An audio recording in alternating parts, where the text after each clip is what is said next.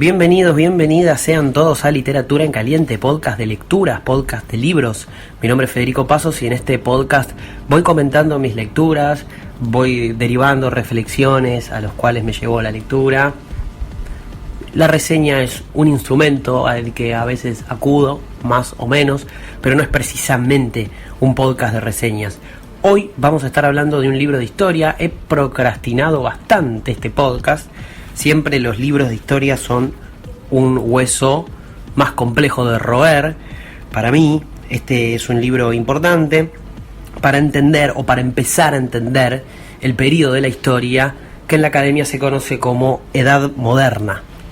El libro del que vamos a estar hablando hoy es Los Fundamentos del Mundo Moderno, Edad Media Tardía, Renacimiento, Reforma. Es un libro bastante añoso. Se publicó originalmente en Alemania en el año 1967. La primera edición en castellano es del año 71. Es decir, hay muchas discusiones que este libro toca que ya están superadas. Hay otras que todavía no. Pero es un libro que sigue funcionando y sigue sirviendo para empezar a estudiar la Edad Moderna. Sus autores son dos historiadores italianos, Ruggero Romano y Alberto Tenenti. Ambos murieron el mismo año, ambos murieron en 2002 y nacieron también casi en el mismo año. Ruggero Romano en el 23 y Alberto Tenenti en el 24. Estarían cerca de los 100 años hoy, pero han fallecido ambos a principios de milenio. Ambos son italianos, pero ambos vienen de la misma escuela, ¿sí? Son discípulos del importante historiador medievalista francés Fernand Braudel.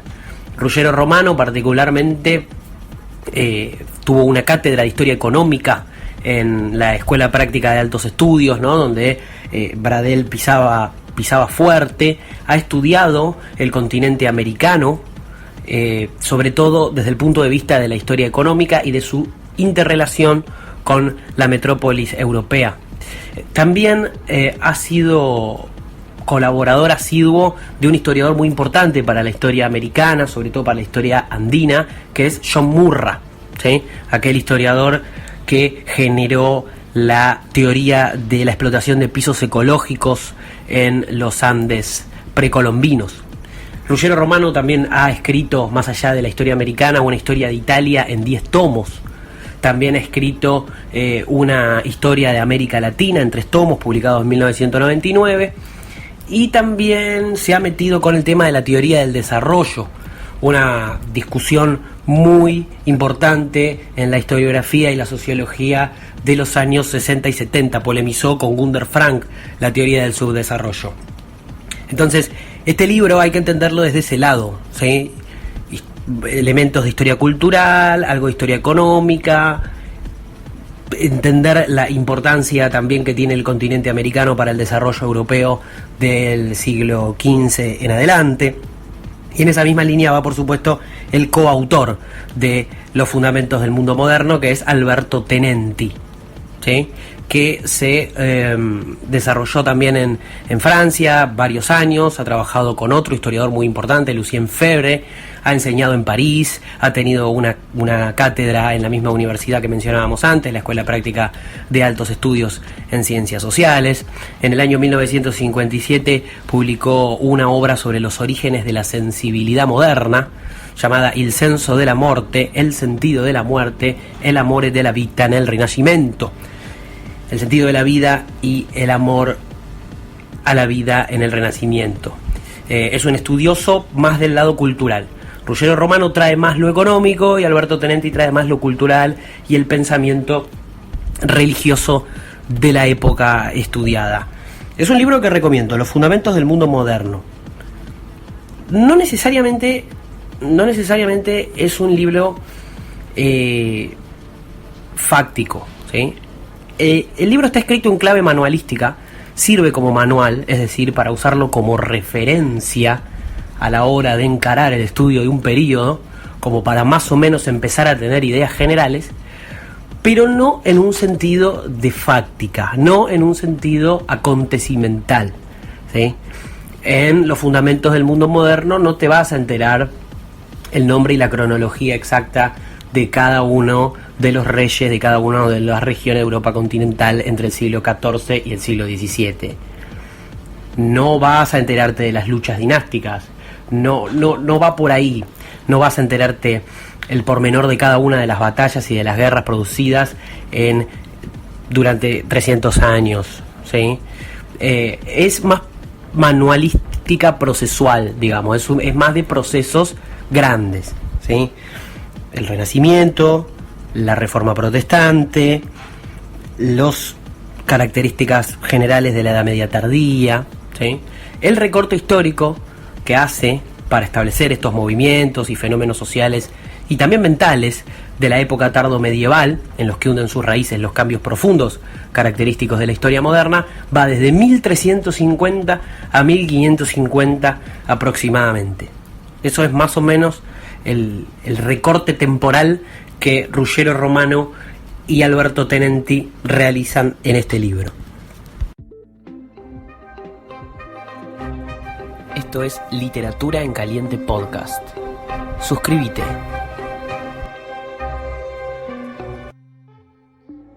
Entonces, la idea de este libro es no necesariamente caracterizar la Edad Moderna, pero sí caracterizar aquellos procesos históricos en los que hunden sus raíces el espíritu de la Edad Moderna. ¿Qué llevó a la formación de los estados modernos? Parten de la crisis del siglo XIV. Ahí arrancan.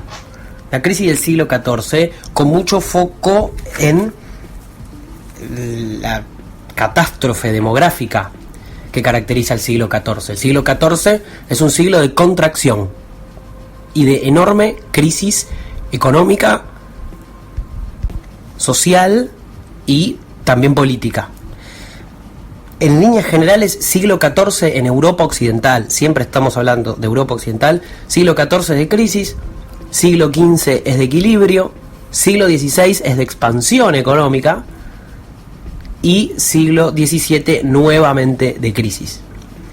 El siglo XIV se caracteriza, sobre todo los últimos decenios del siglo XIV, por la llegada de la peste negra, ¿sí? Una enorme crisis sanitaria producida por condiciones higiénicas bajas, una media de edad de 35 años, un estado de carestía general producida por cosechas magras, por falta de condiciones positivas en la tierra, que producen enormes migraciones del campo a la ciudad, con su consecuente sobreconcentración demográfica en las ciudades, en un contexto de condiciones higiénicas bajas, falta de brazos para la producción de los campos y la derivación en un inevitable círculo vicioso de carestía y peste. Siempre que hay peste habrá carestía, y siempre que habrá carestía habrá peste. Es un círculo vicioso. Hasta el siglo XVI, Europa Occidental no va a conocer una reconstitución demográfica que supla las enormes pérdidas poblacionales producto de la crisis del XIV. Tardó más de 150 años en recuperarse en el sentido demográfico de Europa Occidental. Y por supuesto, como decíamos, una crisis deriva en la otra, formando esta gran crisis. Se producen rupturas de vínculos familiares para escapar de la peste, menor socialización, incertidumbre, y el estado de incertidumbre que por supuesto que se traslada a la espiritualidad de cada individuo. Es un momento en el que el Dios del amor pasa a ser el Dios de la justicia, el preguntarse por qué sucede lo que sucede. Nos merecemos lo que sucede. Este es un castigo divino. Se degrada la moral. Para los autores, este es el momento clave para empezar a entender la Edad Moderna, porque retrocede la servidumbre. Y al retroceder la institución de la servidumbre, retrocede la justicia feudal. Recordemos, caracterizada por una superposición del poder en distintos señores, una soberanía fragmentada. Al retroceder la servidumbre y la justicia feudal, se empieza a sembrar el germen de lo que viene. Aparecen campesinos enriquecidos invirtiendo en tierras, burgueses o protoburgueses de la ciudad iniciando cierta modernización productiva, crecerán las tierras de enfiteusis, otra forma de explotación de la tierra, explotación indirecta de la tierra, caracterizada por un contrato a perpetuidad entre el campesino y el propietario de la tierra, que con solo percibir una carga anual en producto y más adelante en moneda, no actuará como propietario de la tierra, y sí los campesinos que la trabajan.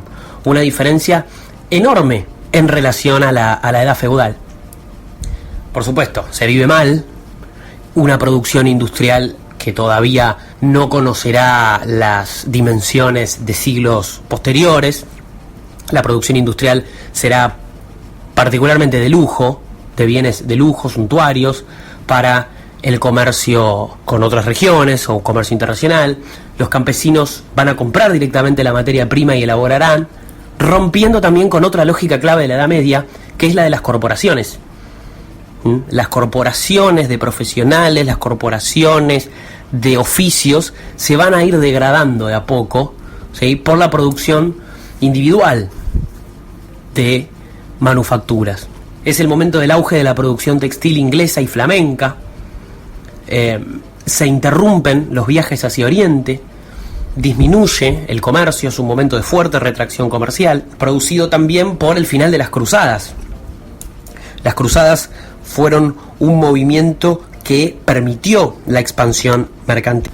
Ante la retracción del comercio, quiebran familias de banqueros, de prestamistas, y aparecen nuevos sentidos en la mentalidad dedicado al comercio, como por ejemplo la previsión, la cuestión de el arte de los negocios, ¿sí?, un sentido laico del tiempo, de previsión en función de la seguridad. El tema de la laicidad, el problema de la laicidad frente a lo eclesiástico, va a ser característico del tránsito a la edad moderna, y ya lo vamos a desarrollar con más puntillosidad dentro de un rato. En lo militar es un momento de tendencia a la ampliación de territorios, ¿sí? Va a estar caracterizado por la extensa guerra de los 100 años entre Francia e Inglaterra, la guerra de los 100 años que abarcó de 1339 a 1453, una lucha que primero será de caracteres más feudales y va a terminar trocándose en una lucha nacional.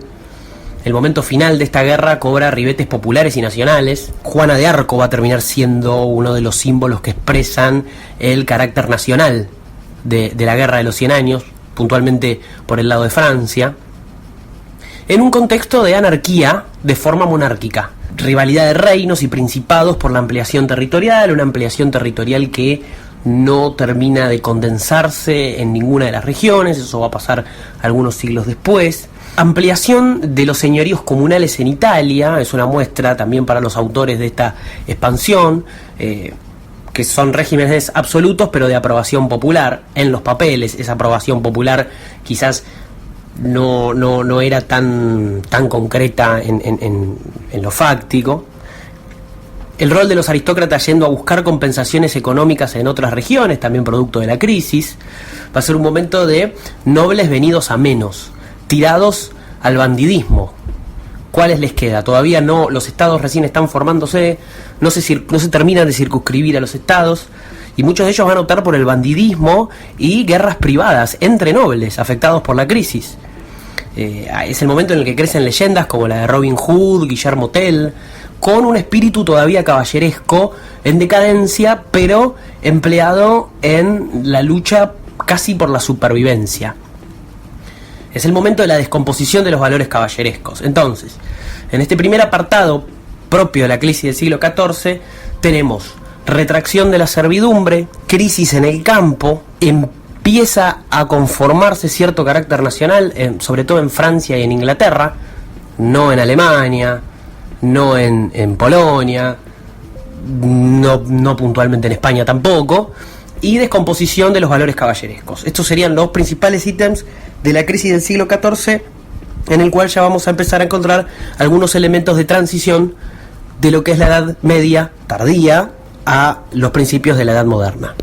Creo que la frase lectura obligatoria es un contrasentido. La lectura no debe ser obligatoria. Y vamos a hablar de placer obligatorio. ¿Por qué? El placer no es obligatorio, el placer es algo que buscamos. Felicidad obligatoria, felicidad lo buscamos también.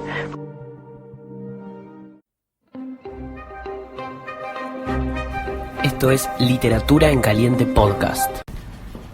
En el segundo capítulo de este libro, Los fundamentos del mundo moderno, de Ruggero Romano y Alberto Tenenti, llamado Estancamiento y Efervescencia, que agarra el recorte 1380-1480, es muy interesante la periodicidad que establece para entender en qué anda una institución importantísima de la Edad Media, que va a saber readaptarse también y va a también saber a manejarse como un factor de poder en la Edad Moderna, que es la Iglesia Católica. Es interesante lo que desarrollan los autores en este capítulo, porque el cristianismo católico, lo eclesiástico, nos sirve para explicar la trama social de estas sociedades europeas occidentales cerradas en sí mismos de la época tardomedieval.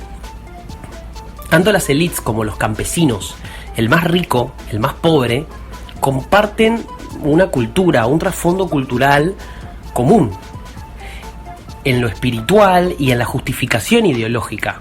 La Iglesia, en estos años, practica un verdadero monopolio espiritual. No hay alternativa a la religión católica cristiana en Europa occidental. No la hay. Determina todas las costumbres.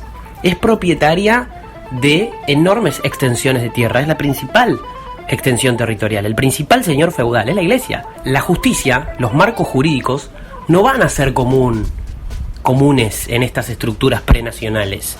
No van a impartirse todos los reinos el mismo tipo de justicia. Sin embargo, la religión sí. La religión va a ser común en todos lados de Europa occidental. La trama social es católica porque toda autoridad viene de Dios. Esa es la justificación ideológica. Toda autoridad viene de Dios. Lo que sucede porque Dios lo quiere.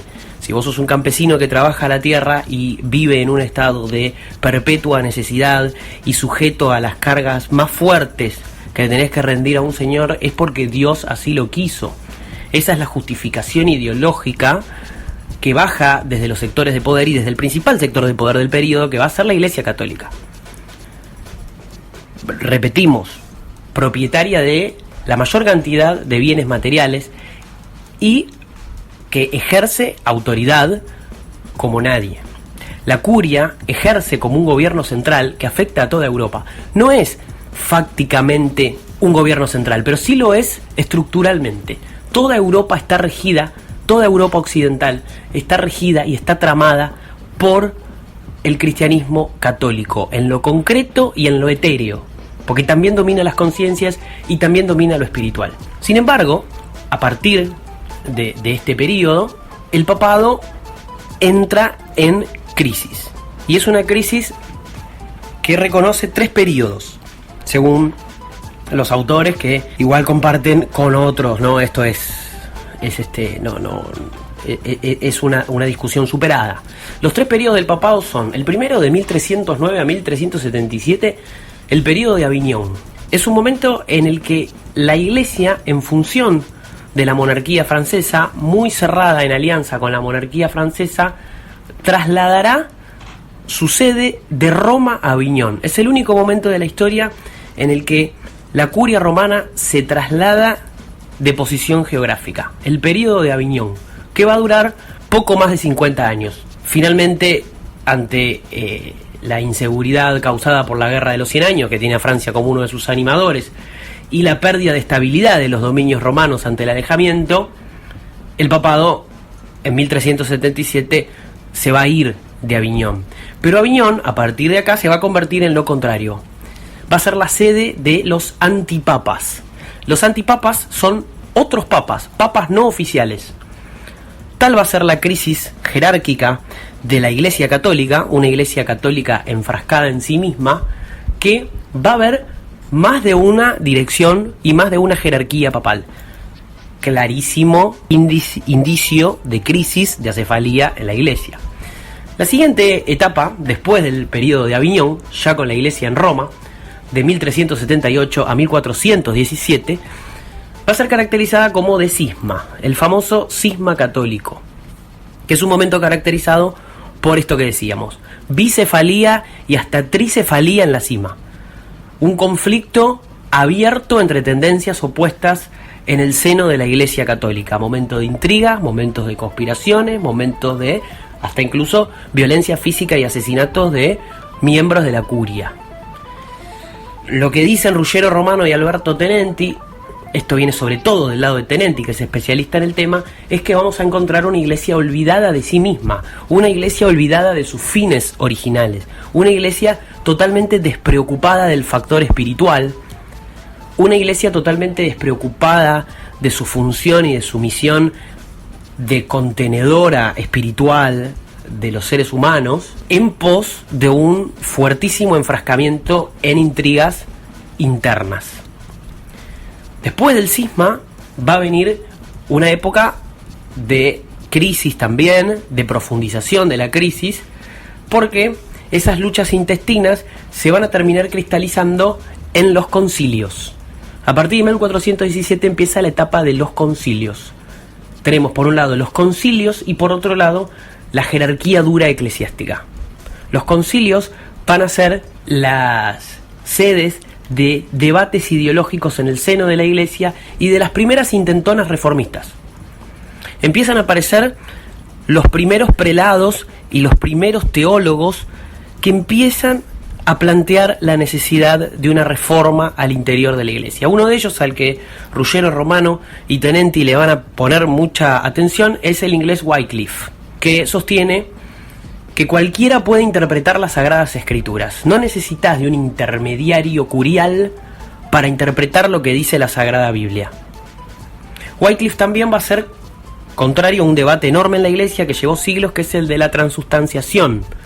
¿Sí? Si los ritos, si la cuestión ritualística de la Iglesia tiene verdaderamente un rol sagrado. Si la hostia que vos tomás es sagrada o si es una mímesis de algo sagrado. Si es necesario el don de la Eucaristía. Y si el don de la Eucaristía es necesario en sí mismo, no parece un debate bastante vano si no se tiene en cuenta que es el que lleva a la sacristía de la confesión. Porque el rol de la confesión va a ser clave para ejercer poder por parte de la Iglesia Católica. Entonces Wycliffe va a discutir dos cuestiones muy importantes: los ritos de la Iglesia, la legitimidad de los ritos de la Iglesia y la necesidad de intermediarios para interpretar las Sagradas Escrituras. El sonido de la campana busca la vida del égido cuando retumba su plañidero encanto al tonar, despertando la pereza del hombre a la oración que lavará el alma con los tañidos de su gracia, sepultando el silencio que abruma sus sonidos entre el espíritu piadoso que reza en su sonar. Humberto Eco, el hombre de la rosa. Dale a la campanita y suscríbete. La Iglesia se va a terminar viendo obligada a reconocer cierta autonomía a las iglesias nacionales. Cada región, el pueblo de cada región y la curia disidente, que empieza a ser cada vez más fuertemente disidente de cada región, va a terminar reinterpretando, a falta de una directiva clara, a falta de una dirección eclesiástica clara, la religión católica a su manera. Y la va a ir traduciendo a su forma. Las iglesias nacionales son un producto de esto también, ante una iglesia que actúa cada vez más como un principado más, una iglesia enfrascada en sí misma, ocupada, como decíamos antes, en las peleas internas y en el desarrollo material, que pierde de vista lo espiritual y no impide que la reforma se termine produciendo desde afuera siglos después, en el siglo XVI. Los múltiples concilios opositores al papado van a expresar tendencias centrífugas reformadoras, pero frustradas. Como sabemos, la reforma protestante no se hizo adentro de la Iglesia a través de los concilios, no se hizo adentro de las estructuras oficiales de la Iglesia. También las iglesias nacionales van a surgir como una respuesta al papado que va a impedir impartir sacramentos bajo lenguaje vulgar o nacional, pero lo van a hacer de todas formas y a la larga la Iglesia lo va a tener que reconocer. Estamos, la teoría de Ruggiero Romano y y de Tenenti es que estamos ante una iglesia que no escuchó a su pueblo, un pueblo que aún no hacía propias tendencias autonomistas, lo va a hacer después, sino que leía las consecuencias del cisma como propias de la falta de unidad espiritual. Entonces los cristianos van a desarrollar su espiritualidad por inercia. Va a haber movimientos y contramovimientos también, muy fuertes en el periodo. Torquemada es una respuesta al ocanismo, por ejemplo, ¿no? A la ideología del ocanismo, que va a ser seguidora también de Wycliffe, que pregona que un papa puede ejercer mal dominio, que puede un papa ejercer mal su rol y que puede ser destituido por el concilio. Entonces, la iglesia va a tener también sus respuestas, sus reacciones. Estos movimientos, los ocanistas, los husitas, todos seguidores de Wycliffe, desean volver a un cristianismo que consideran perfecto y al cual no hay que agregarle nada. No hay que agregarle la penitencia auricular, el dogma de la transustanciación, la necesidad confesional, ¿sí? No se trata de gérmenes antirreligiosos ni anticatólicos. Lo que proponen es una vuelta a la esencia espiritual del cristianismo, ¿no? Esto está caracterizado del siglo XIV al XVI. Y acá, en estos movimientos, en los husitas, Juan Hus, que va a terminar quemado en la hoguera, los ocanistas, Wycliffe más atrás, va a hundir sus raíces la reforma. Todas estas ideas, todas estas tendencias religiosas van a llevar a la convicción progresiva de que la iglesia es un fenómeno terrenal, que el autoritarismo de esta iglesia enfrascada en luchas intestinas baja más los preceptos del infierno que los del cielo. Esas ideas no van a estar en tela de juicio. La trama social, ideológica, intelectual y espiritual del periodo en Europa occidental es del cristianismo católico. El castigo va a tomar el centro del dogma, el peso moral del castigo. Entonces, acá es donde Tenenti, sobre todo, desarrolla o reproduce sus ideas expresadas en otro libro dedicado a ello, que son las del arte de morir. La muerte como el acontecimiento central de la vida del cristiano. La muerte como el momento decisivo para su salvación. ¿Sí? Vivir no es un derecho, vivir es una concesión. Estas son ideas que van a empezar a desarrollar la cultura laica. El ambiente tardomedieval, decíamos, es cerrado. No hay contactos intelectuales con el oriente musulmán. Decimos que es un momento también en lo mercantil muy cerrado, entonces las interacciones con el mundo musulmán van a ser menores. Es un momento de sensación de superioridad espiritual por parte de los católicos, es una sensación que va a venir ya de herencia de las cruzadas.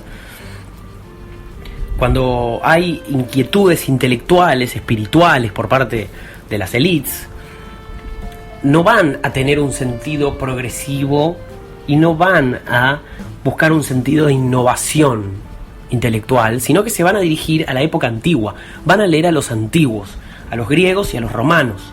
La curiosidad de los intelectuales, de los filósofos de la época, porque la filosofía de esta época es la teología, es el pensamiento sobre Dios, son las derivas espirituales, racionales y espirituales, no van a ser hacia atrás, no van a ser hacia adelante, perdón, van a ser hacia atrás, van a ser hacia los griegos, van a ser hacia Platón, van a ser hacia Aristóteles, van a ser hacia los romanos, va a ser hacia Cicerón, ¿sí?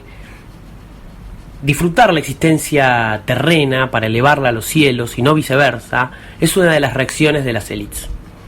Y acá le abrimos lugar a las caracterizaciones del Renacimiento. El ideal va a ser el del cristianismo primitivo, no el de un cristianismo por inventarse. Entonces, aquí entra la historia y la dimensión temporal de la existencia. Van a aparecer los primeros intelectuales que empiezan a sistematizar la historia en algún sentido. Por eso en la Edad Moderna pasa todo, y por eso también en la disciplina histórica se le da tanta bola a la Edad Moderna y ha hegemonizado durante muchas décadas los estudios históricos, ¿sí? Porque aquí tenemos a Guicciardini.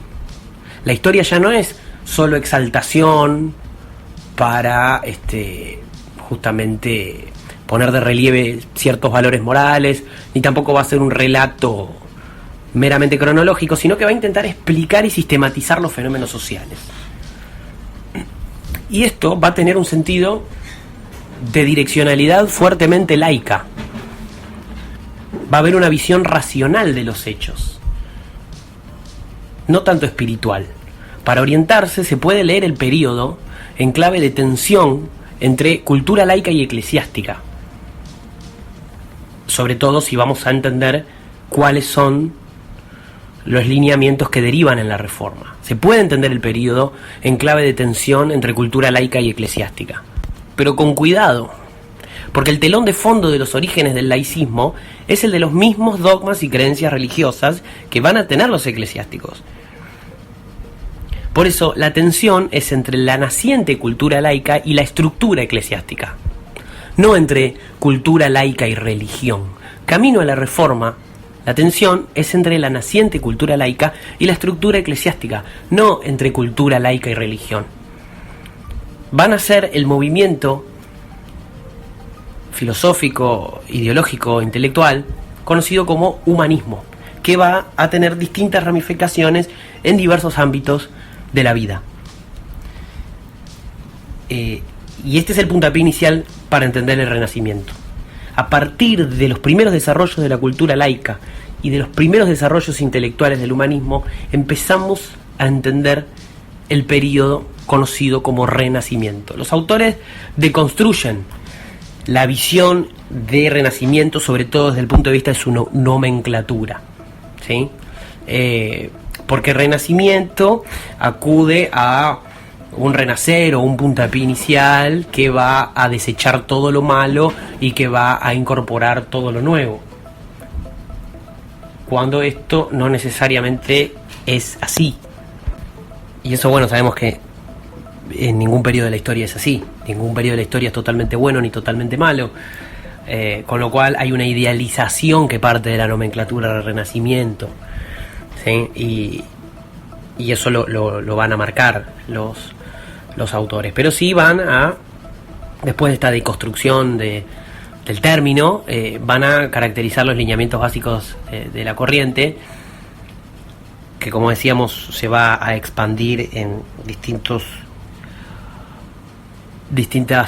actividades y distintas ramas de la vida, y van a estar basadas en una retracción de lo sobrenatural. Lo sobrenatural ya no ocupa el centro de la escena. Pensemos en la influencia laica, pensemos en la influencia del comienzo del laicismo. Entonces lo sobrenatural ya no va a ocupar el centro de la escena, sino ciertos valores universales y morales ligados al hombre y a la naturaleza y al disfrute, a la celebración de la vida. Es muy propio de tiempos de expansión. La crisis del siglo XIV superada, tiempos de equilibrio, tiempos de expansión. Estamos hablando del XV, estamos hablando del XVI, estamos hablando de un momento de empezar a dejar atrás el tormento espiritual de siglos pasados. Los autores del libro de los fundamentos del mundo moderno van a hablar de que el Renacimiento está caracterizado por una revolución intelectual inacabada. ¿Por qué? Porque quedó en lo nobiliar y en lo aristocrático. Como siempre, las estructuras económicas van a imponer los límites a los movimientos intelectuales. En Italia, sobre todo, en la península itálica, fue un movimiento muy ligado a la burguesía de los puertos.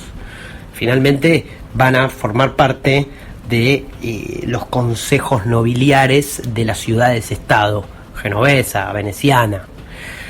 Fue más efectivo en las ramas del arte del Renacimiento que en la filosofía. Pero la filosofía va a tener lo suyo. Más allá, ¿no?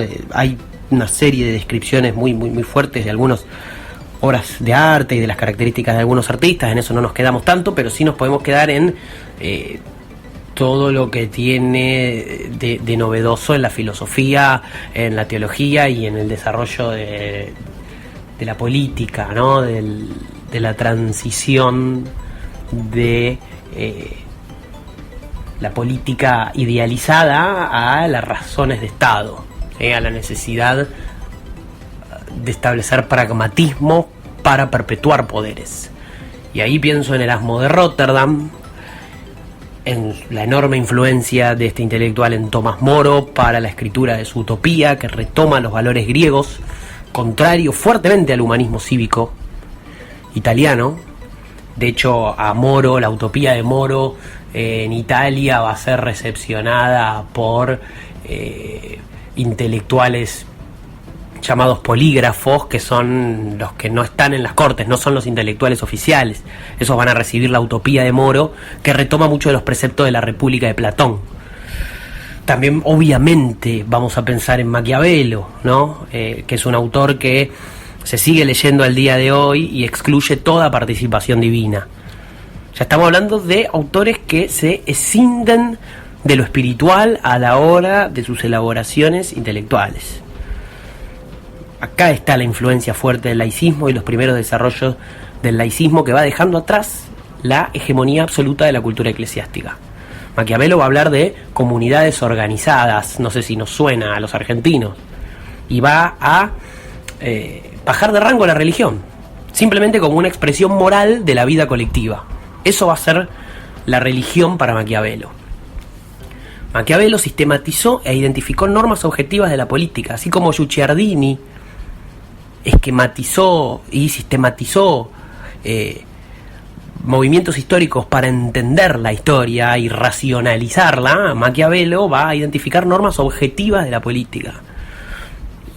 Ese es el espíritu intelectual del Renacimiento, y ahí está lo verdaderamente progresivo del espíritu intelectual del Renacimiento, que se quedó en lo nobiliario aristocrático, y por eso para los autores es una inacabada revolución intelectual. Yo no usaría ninguno de esos términos para el aspecto intelectual del Renacimiento, ni inacabado, ni revolución, ni intelectual, sino un movimiento intelectual con sus aspectos verdaderamente progresivos, porque si ahí vamos a incluir a Tomás Moro, a Erasmo, a Guicciardini o a Maquiavelo, bueno, allí hay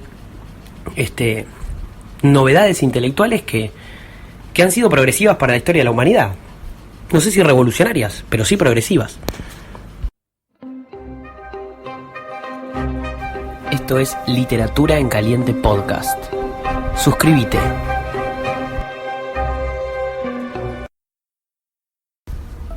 Otro aspecto clave está dedicado a la ciencia y la técnica, que no es un periodo de la historia más.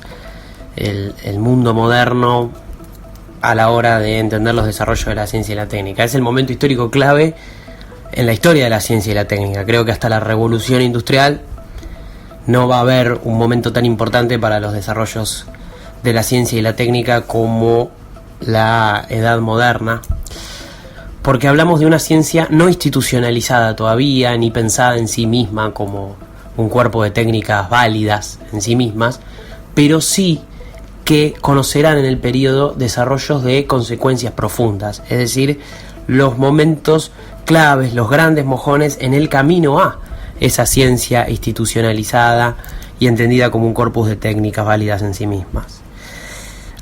Por ejemplo, el concepto de infección es de esta época, es de 1546, de entender a la medicina desde un lugar racional para enfrentar problemas de la época propios como la tuberculosis o los distintos estallidos sanitarios productos de las pestes.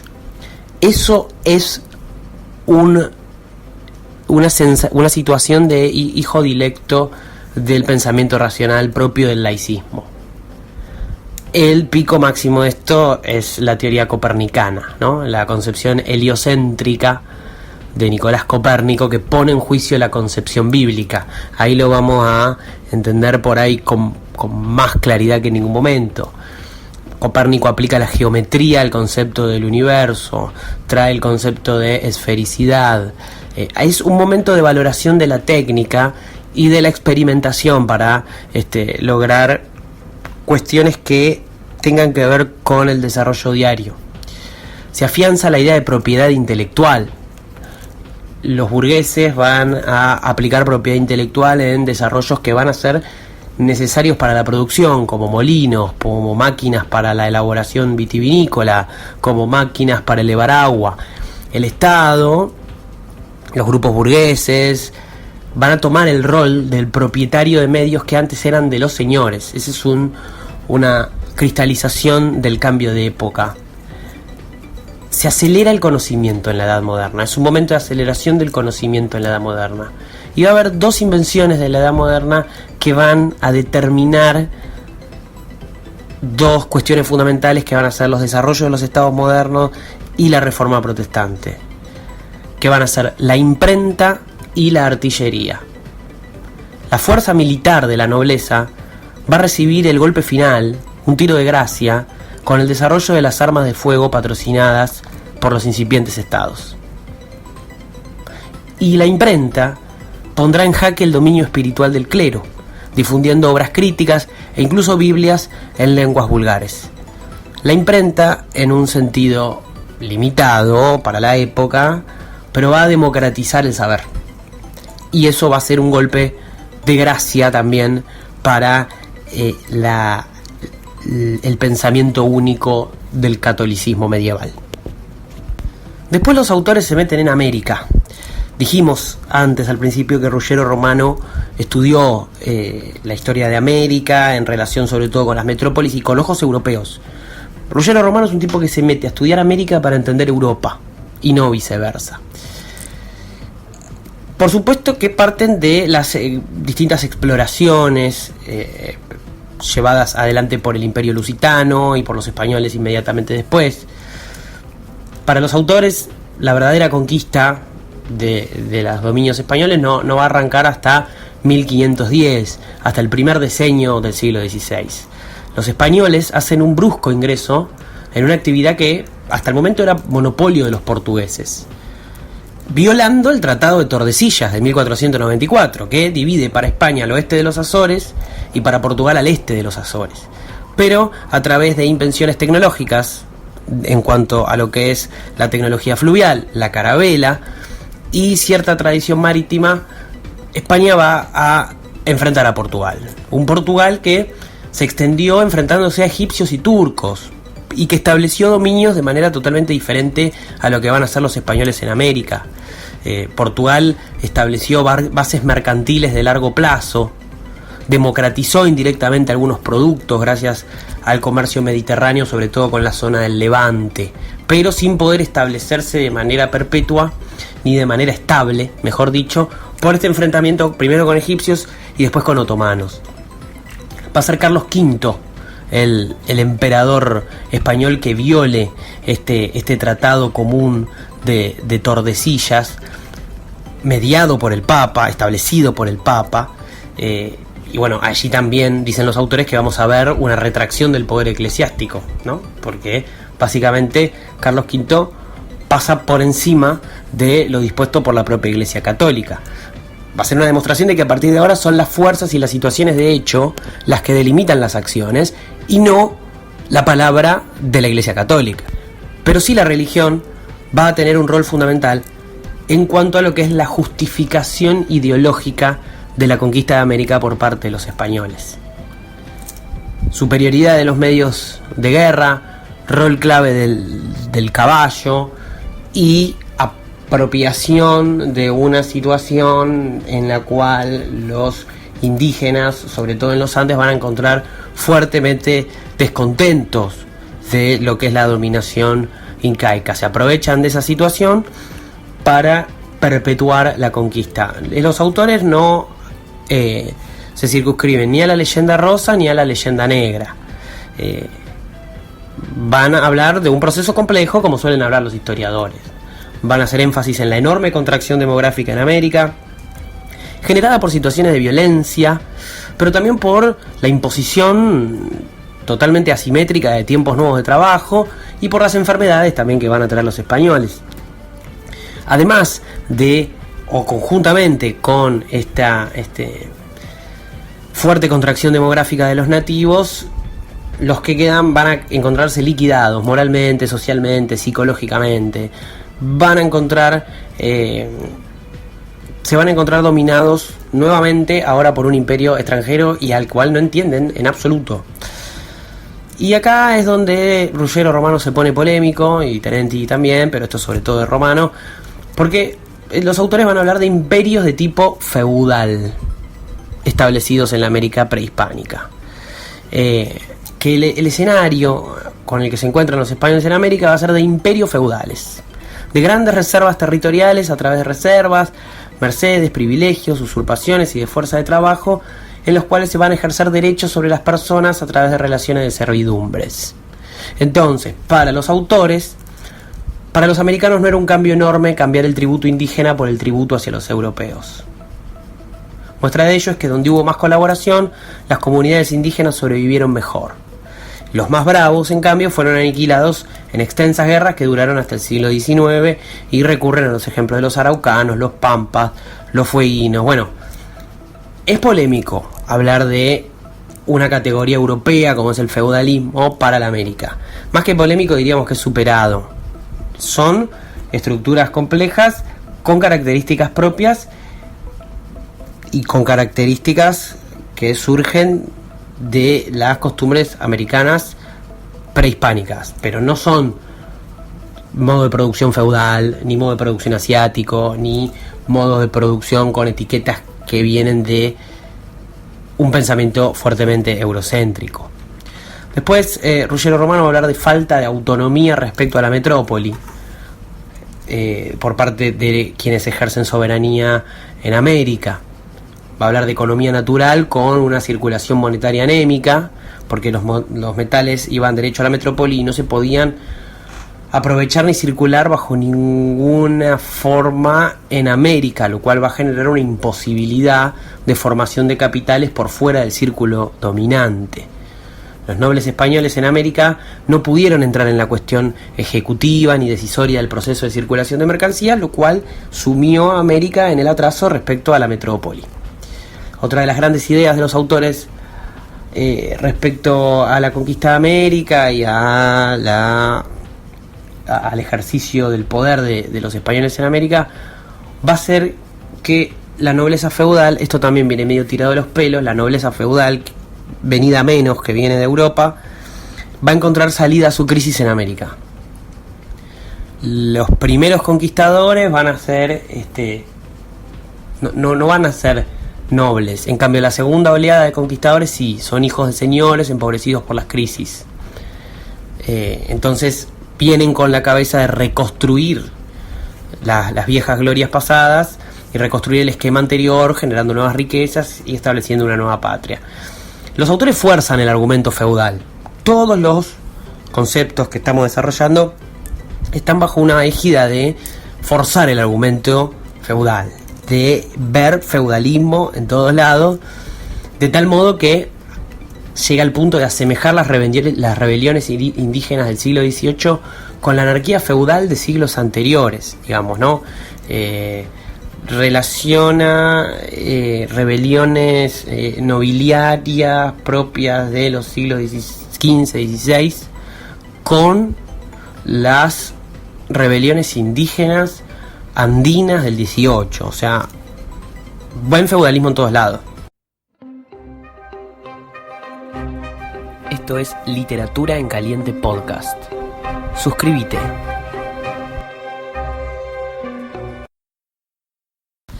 Seguimos con los fundamentos del mundo moderno de Ruggiero Romano y Alberto Tenenti, parte final del libro, el tramo final también de este podcast.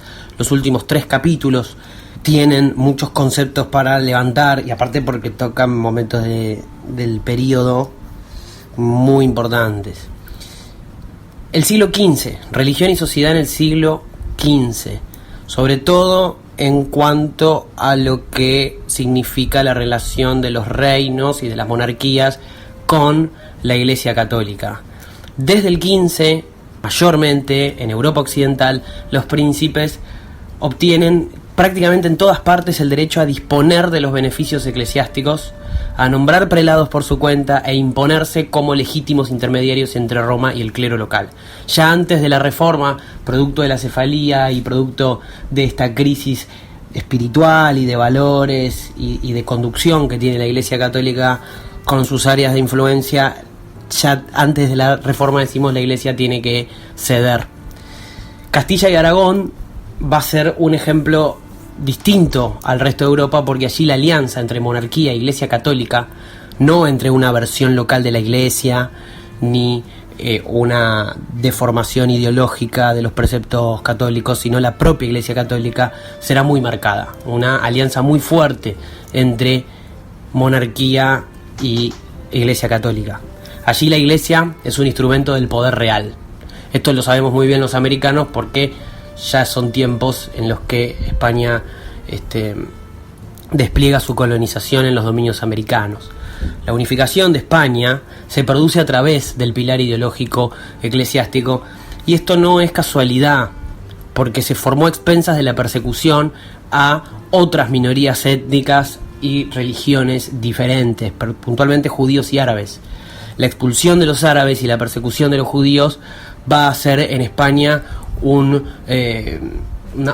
fuerte pilar ideológico para la construcción de su Estado. La institución más paradigmática de esto va a ser la Inquisición, creada en 1478 a pedido de Fernando de Aragón e Isabel de Castilla, en los cuales los propios reyes nombraban a los inquisidores. O sea, hasta ese punto duraba la alianza y la ligazón íntima entre monarquía e iglesia. Entonces, en Europa continental vamos a tener dos polos en el siglo XV respecto a la relación de los estados con la iglesia. Por un lado, disciplina asfixiante. Va a ser España el mayor ejemplo. Disciplina asfixiante, un estado íntimamente vinculado a la iglesia.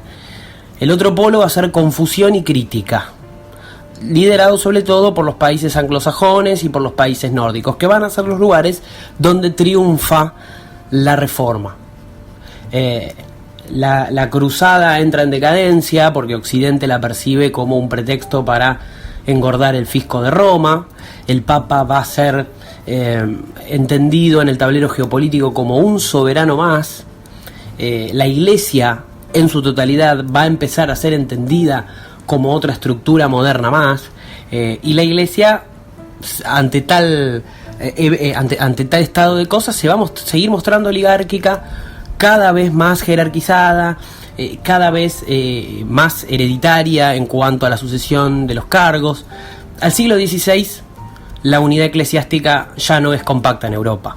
En este estado de cosas entra la Reforma, cuyos basamentos ideológicos ya se vienen preparando siglos antes, gracias a los husitas, los ocanistas, la influencia de Wycliffe, la influencia de los concilios disidentes liderados por los antipapas, el pensamiento del humanismo cívico. Todo eso va a terminar generando el caldo de cultivo, además de que las condiciones objetivas materiales van a estar dadas con una iglesia fragmentada en el vasto territorio europeo, con lo cual la Reforma tiene todo servido en bandeja para triunfar a partir del 16.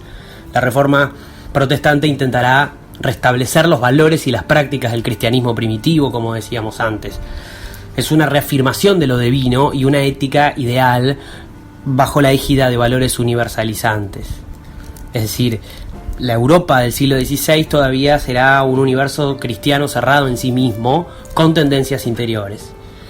Y vamos a tener dos tendencias protestantes muy fuertes: el luteranismo y el calvinismo.